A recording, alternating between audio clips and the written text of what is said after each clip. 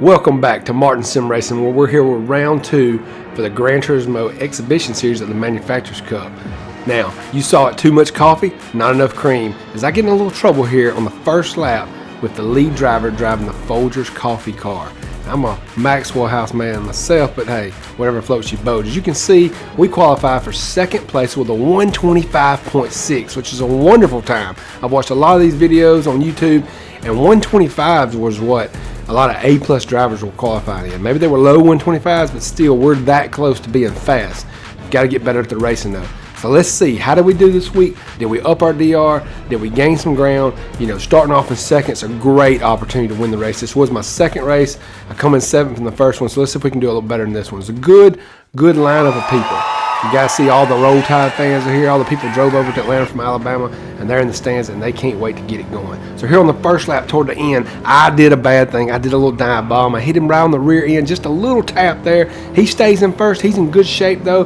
Nobody's really hurt too bad, but instead of just letting him have his position, I got greedy and I went for it, and buddy, he lets me know, and he's just pounding me. I mean, he's pounding me. And I mean, that gum Subaru must have been doing some squats during the summer because it was strong enough not to get knocked off the road. But you can see it just throws me all out of whack, gets my rhythm, I go off the track. I'm losing control. Everybody's trying to pass me. It's a disaster coming in the beginning of lap 2. And here comes Folgers Coffee Cup, and I did not do that on purpose, but I was not going to surrender the track to him. I was going to make my move because I didn't appreciate that the fact that I did make a bad move, and I understand you have to retaliate at times. It's just, let's go back and look at it right here before we talk about it anymore. You can see it was a little bit of a dive bomb, but he kind of needs to be aware to give me some space too, in my opinion. But I can see where, you know, it could be said that it was the wrong move and it was over anxious. I mean, I probably need to just not do that in that situation, especially early in the race like this. But you can see he's relentlessly, deliberately trying to just knock me slap off the track, and it just throws me all out of whack. And I'm just thinking, like, you know, I hit you. Yes, I shouldn't have done that. I shouldn't have did the dive bomb. And I hate to say it wasn't on purpose. It was on purpose, but it was just something I shouldn't have done. It was more like just a brain fart, basically. But, you know, at this point, you know, then we get into this altercation. I mean, it's just none of this is necessary. So he didn't lose control of the car, and he didn't lose his position. You know, to me, we could have handled this a different way. I don't know. You know, but I do understand he's trying to show me that you're not going to get away with that. But at the same time, it kind of ruined the race for both of us, in my opinion. But you can see here on lap 4, we are all the way down to 6th position. So we're going to try to make some moves here as we're putting up our best lap so far here on lap 4. Through the first sector, if I can be in the 32s, I know I'm doing pretty good. But as we come around this double curve here, I call it double curve, I don't know what the technical name of it is. I do make a pass there, and I jump up in the 5th place. So I'm climbing back up toward the top here, which is great. As we're coming down this long stretch, I can start to see some people right up there, and we're going to skip ahead here.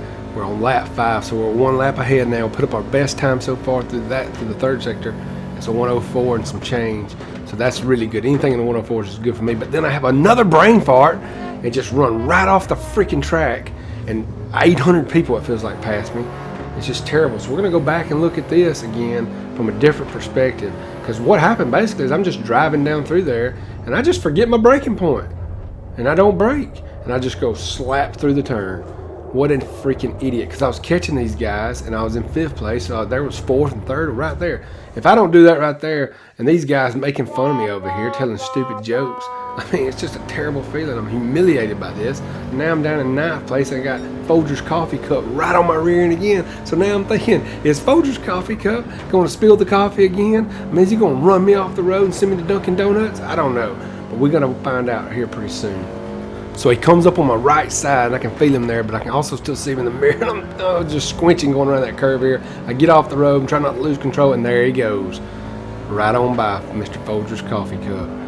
And now we're back down to 11th place. So now we really stink. I mean, we're awful. We're terrible. I mean, we're driving pretty fast.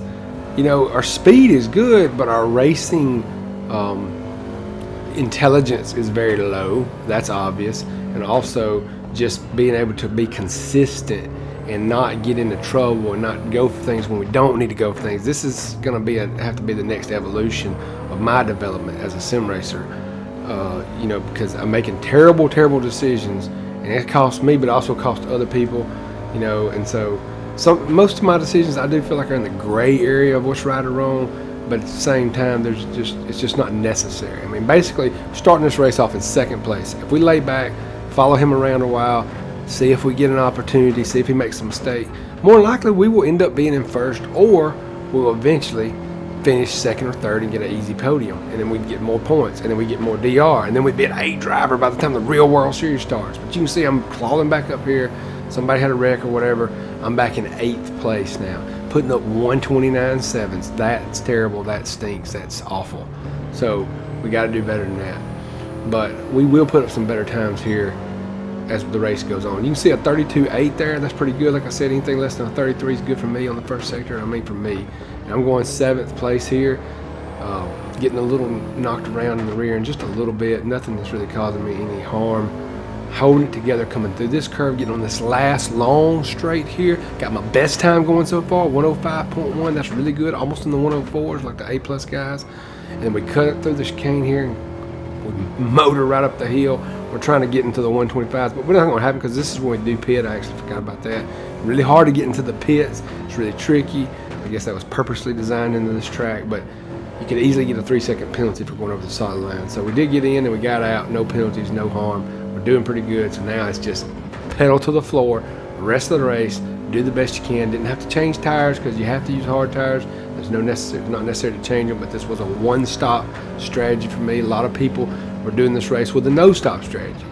I felt like it was faster after doing some testing this week to do the one-stop in my situation with my skill level. But we are 9th place. So right now I'm kind of thinking my goal is to be in the top 5. If I can get in the top 5 after all the stupid goof ups and the dumb mistakes that I've made, I'll be as happy as I can be. So now I'm in 6th place on lap 11 after all these people have pitted.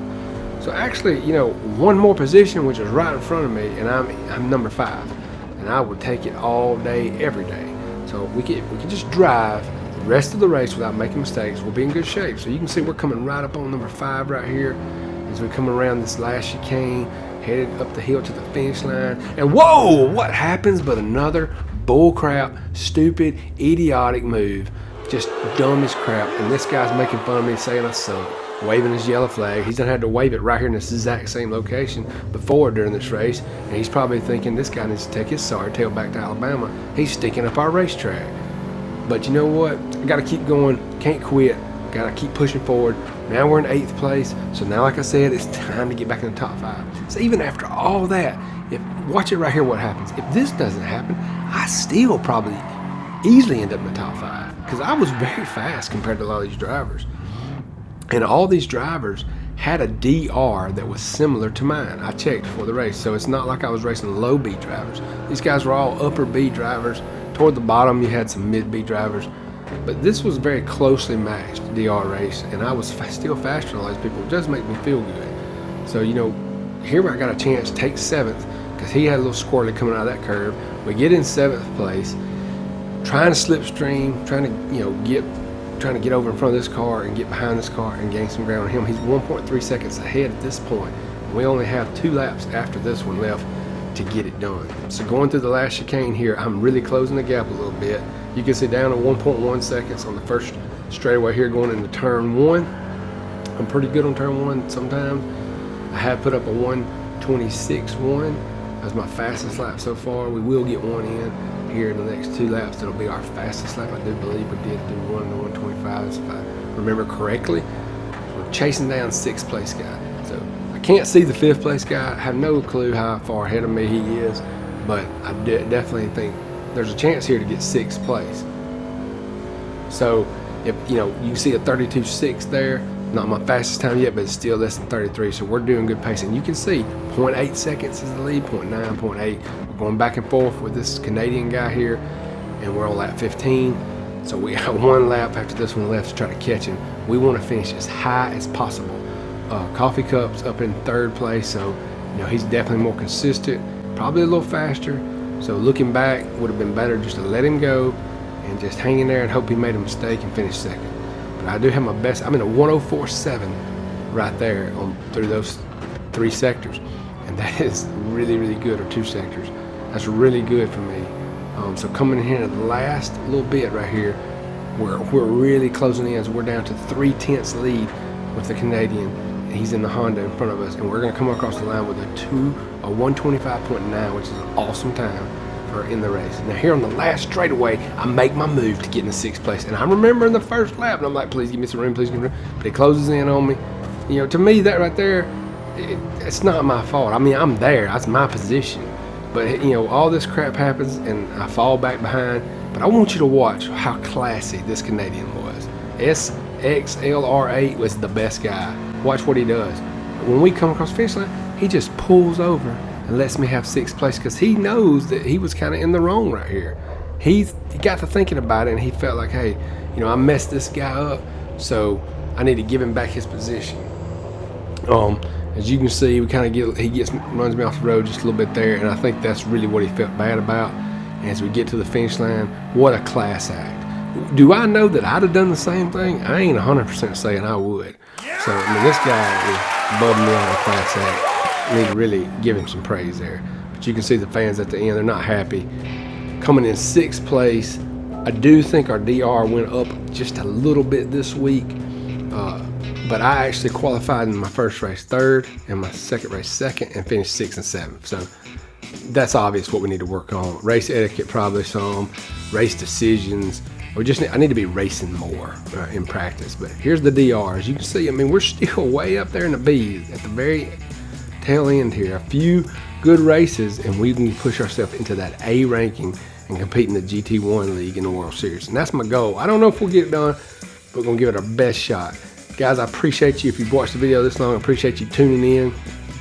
I'm going to do my best next week. So far, my times aren't good, so we'll see how it goes. You know, if I feel like I can't be competitive, then I probably won't race next week. But I'll let you know if I did. Also, the announcement about the PlayStation VR2 being supported by Gran Turismo 7 is an amazing announcement. I cannot wait to try it.